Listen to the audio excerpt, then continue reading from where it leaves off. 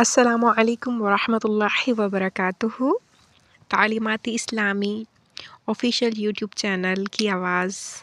آج ہم آپ کے لیے لائے ہیں توضیح المسائل کا دوسرا سبق۔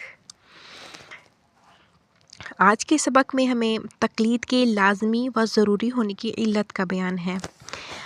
اسلام کا آخری اور کامل ترین مکتب اور دین الہی ہے،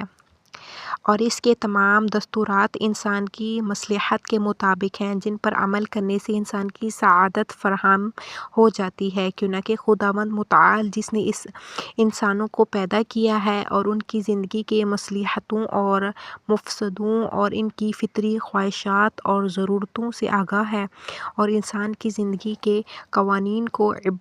آبادی، اقتصادی، اخلاقی، تہذیبی، جسمانی، روحانی، انفرادی، اجتماعی وغیرہ جیسے وظائف کے عنوان سے پیغمبروں اور ان کے اوصیاء اور جانشین علیہ السلام کے ذریعے انسان تک پہنچایا ہے، اور مجموعی طور پر اسلام کے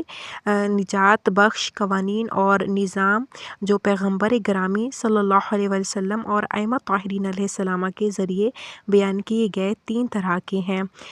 پہلا ہے اصول دین اور اقتصادی دین، علوم و معارف۔ دوسرا ہے اخلاقی مسائل۔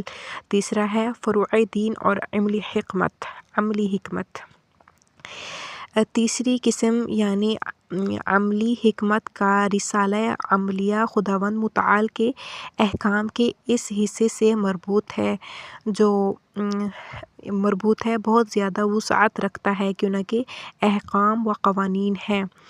جہاں انسان کے تمام اعمال کو خواہ عبدی، اقتصادی، انفرادی، گھریلو، اجتماعی، قضائی، جزائی وغیرہ جیسے اعمال کو شامل کرتا ہے، اور احکام الہی کی ان 3 قسموں کی نسبت سے چند مطلب کی طرف توجہ ضروری ہے۔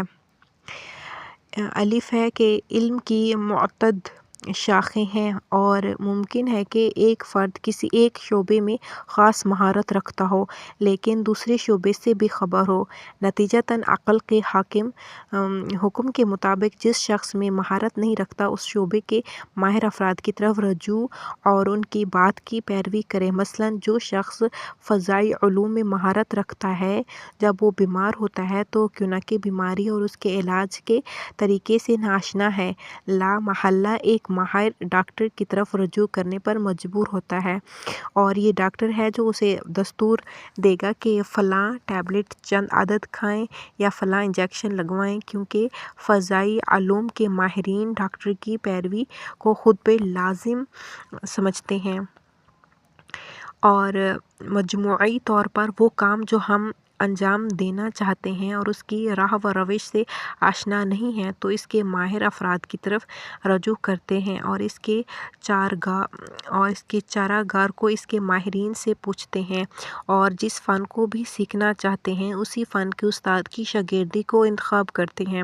جو اس فن میں ماہر ہے اور بصیرت و آگاہی رکھتا ہے۔ احکام شرعی اور حلال و حرام کی شناخت کا طریقہ اور اس سے آشنائی بھی اس طریقے سے ہے، اس لیے ایسے فقہا کی طرف رجوع کیا جائے جو احکام دین میں ماہر اور اس کا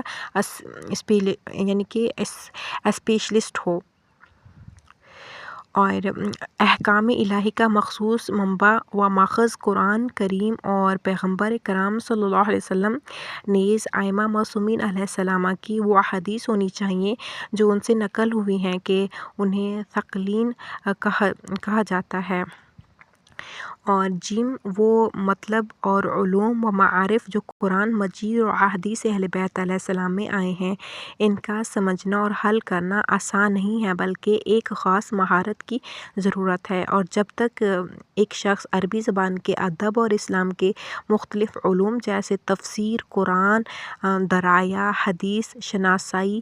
اور علم رجال اور حدیث کی روایوں کی شناخت، اصول فقہ اسلام کی نظروں قانونوں وغیرہ سے واقفیت میں مہارت نہ رکھتا ہو اور اصلاحاً خداوند متعال کی توفیق سے درجۂ اجتہاد اور فقاہت پر نہ پہنچا ہو، ہرگز وہ احکام خداوند متعال کو اس کے منابع اور مصادر سے استخراج نہیں کر سکتا۔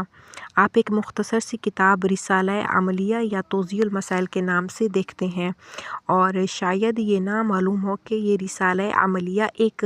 فقیہ اور مجتہد کی عمر کی کافی زحمت کا نتیجہ ہے کہ اپنی مہارت اور طاقت فرساز حمایت کے ذریعے اسے دینی منابع اور مصادر سے استنباط کر کے لوگوں کے اختیار میں قرار دیا ہے۔ جو کچھ بیان کیا گیا ہے اسے مد نظر رکھتے ہوئے فقہا اور مجتہدین کی طرف رجوع کرنا کہ جنہوں نے اجتہاد اور فقاہت کے راستے کو اس خاص وسعت کے ساتھ جو اس میں پائی جاتی ہے طے کیا ہے، واضح ہو گیا، اور مجتہدین کی تقلید کا مسئلہ حکم عقل اور منطق سے ثابت ہے، اور معلوم ہو گیا کہ تقلید کا معنی آنکھ بند کر کے کسی کی بات ماننا نہیں ہے کہ اسلام نے ہمیں اس کا مقابل اور مخالفت کی ہے اور قرآن مجید اسے ناپسند ترین صفات میں سے شمار کرتا ہے، بلکہ تقلید اس معنی میں ہے کہ دین میں مہارت نہ رکھنے والا شخص ایسے شخص کی طرف جو دین میں مہارت رکھتا ہے اور اسپیشلسٹ ہے رجوع کرے، اور مندرجہ ذیل حدیث کو جو امام حسن عسکری علیہ السلام سے نقل ہوئی ہیں مطلب کی تائید کے لیے جانا جا سکتا ہے۔ فَأَمَّا مَنْ كَانَ مِنَ الْفُقَهَاءِ صَائِنًا لِنَفْسِهِ حَافِظًا لِدِينِهِ مُخَالِفًا عَلَى هَوَاهُ مُطِيعَ الْأَمْرِ مَوْلَاهُ فَلِلْعَوَامِ أَنْ يُقَلِّدُوهُ۔ فقہا اور مجتہدین میں سے جو شخص تحفظ نفس رکھتا ہو، اپنے نفس کی حفاظت کرنے والا، تاکہ خود کو خداوند متعال کی بندگی اور صراط مستقیم سے گمراہی اور کجروی سے محفوظ کر سکے، خداوند متعال کے دین کا محافظ اور نگہبان ہو، اور تھرڈ ہے اپنی نفسیاتی خواہشات کی مخالفت کرے، خداوند متعال اور اپنے مولا حقیقی کے امر اور فرمان کا مطیع ہو، تو مسلمانوں پر لازم ہے کہ اس کی تقلید کریں۔ جو کچھ بیان کیا گیا ہے اس سے واضح ہو جاتا ہے کہ دینی مسائل اور احکام شرعی میں ان لوگوں کے لیے اظہار نظر کرنا جو مرتبہ اجتہاد یا فائز نہیں ہیں اور احکام کی دلیل سے آشنا نہیں ہیں جائز نہیں ہے، اور مومنین و مومنات پر واجب ہے کہ تمام دینی احکام اور شرعی مسائل میں قابل اعتماد مراجع عظمیٰ اور اسلامی شناس افراد کی طرف رجوع کرے۔ اللہم فقہنا فی الدین، اللہم فقہنا فی الدین، آمین یا رب العالمین۔ السلام علیکم ورحمۃ اللہ وبرکاتہ۔